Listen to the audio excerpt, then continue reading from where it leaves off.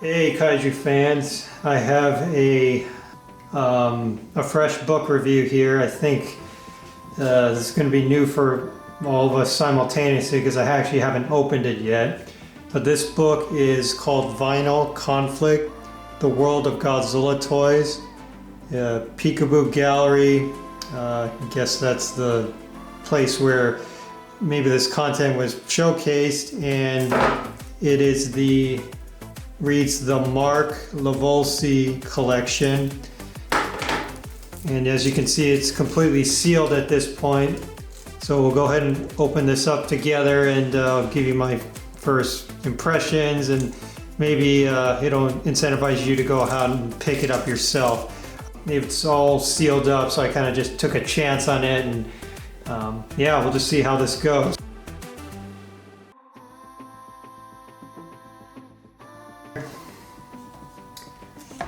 Okay, looks like it is all kinds of Godzilla collectibles. I think there's this inflatable Godzilla. I think I might have bought it at Toys R Us. That's definitely an American version, and I guess there are some Sofubi, some old style Godzilla figures here as well. So it looks like it's a collectible book for a variety of items. So that's pretty. Oh, okay. So it looks like there's a foreword by Sean Lincolnback, and this same author also wrote this book over here that is a compendium of a lot of other Bandai Godzilla toys and collectibles, and I did a review on that not too long ago, so if you want to check that out as well, you get a sneak peek of that. Okay, Gashapon. Looks like these are small figures from various companies, Yamakatsu, Banpresto, Bandai, these really small figures. I think they talk about how they maybe pulled them out of the vending machine here. Oh, okay. Yeah, I recognize some of these. Okay, so the next section is the Heisei era. Oh, okay, yeah, these are pretty classic. Yeah, these are a lot of the Bandai figures released in 1984. 64 Godzilla, we've got I guess this is 62. I guess some of that might have been original sculpt. King Ghidorah, another version of Godzilla. I think they're all been made by Bandai. And these are a mixture of Bandai Collectibles and Marusan.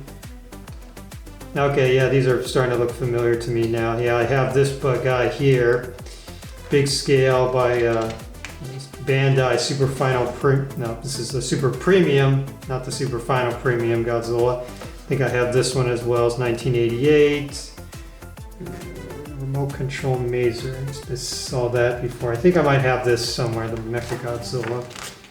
Oh yeah, these are this is my jam here. I think I got all these, guess these came out in 89. Okay, yeah, I basically have all these. So if, yeah, all these are manufactured by Bandai, so yeah, for those of younger folks who are watching this, yeah, feel free to go back in time because there's some really cool stuff that came out maybe before you were born, but they're very nostalgic to me as a little bit of an middle-aged person now. Yeah, back in 95, this is a pretty big one. I actually didn't get this one until much later. I ended up getting the 50th anniversary, and then I think I went back in time and was able to locate this one. Bought that. It was in excellent condition, so yeah, it's definitely part of my collection. All right, we got the remote control Godzillas. Yeah, this is one of my favorites. I did a review on that not too long ago, so feel free to check that out. There's the Mothra one as well, and yeah, well, I'm surprised they included it here, and I guess you can buy the extra Mothra Larva Silk. Gosh, those are probably really rare, and I don't even know if they would work anymore if you were to put them into the RC kit. This Ghidorah here, I read stuff about how the wings would often break, so I personally don't have this, but for those who are looking for it, you got to check those wings because they're very, very fragile, and yeah, if you can find one that's intact, good for you. I think I have a knockoff of this guy here. I didn't realize it at the time, but yeah, what do you know? Because I think the tag was Xeroxed or something like that, so it was totally a rip-off, basically. Yeah, that's a nice one. I like Gamera as well, not as much as Godzilla, and I'll admit I haven't seen every single Gamera movie. I may have to go back and watch them. I just always had sort of gravitation towards Godzilla with me because he was the OG. Okay, now we're getting into the Trendmaster section. A lot of this, a lot of this appeared at Toys R Us or Playco or some of the other toy retailers in the United States. Oh, pencil holder. Huh. Okay, Showa area. Alright, so this is, I guess we're going kind of back in time here. It looks like these were made in 1970, so they predated a lot of the Bandai. That's a high valuation there. And the variations of King Ghidorah, ranging in price from $50 to looks like $400, and maybe more with inflation nowadays. $800 to $1,200. That's wow. There's actually a lot of interesting content. It sort of goes beyond just that Sean Lickenback book that I shared before. I think there is certainly some overlap, but I guess the way it's organized is slightly different, and I don't know if it's kind of maybe, oh, I had this. Yep, yeah, I had that hanging above my bedroom for many years. I can't remember where I got it. It might have been Yauhan or Kinokuni, I can't remember, but yeah, I just remember walking under it so many times that the edges got kind of frayed and a little bit dirty because, yeah, again, your head is right below the kind of the tarp, if you will, and yeah, that was kind of a grand entrance to my bedroom as a kid. I think now we're getting into the theatrical posters section, which is always cool to see the renditions based upon the geography of the movie. Got Varon, Mothra, what is this? US 1 sheet, okay. Okay, so we're now in the Millennium section. Yeah, these actually are pretty interesting. I don't think I've seen a lot of these ever before, so yeah, kind of a good way to look at the entire collectible market.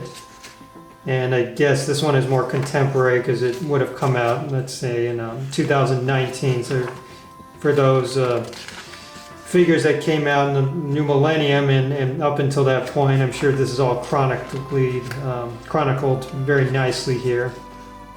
Okay, now we're getting introduced to X Plus, which is yeah, one of my favorite lines as of today, just because of their detail and stuff like that.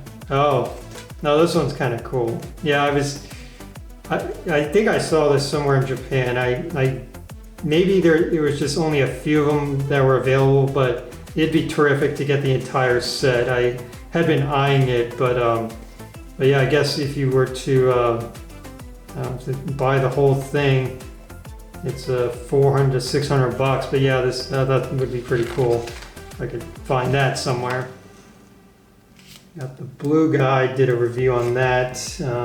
Final Wars, yep, Final Wars. And then I do have these guys, the GMK versions of the Godzilla in 2002. Some pretty good selection here. Marga Chapon down here.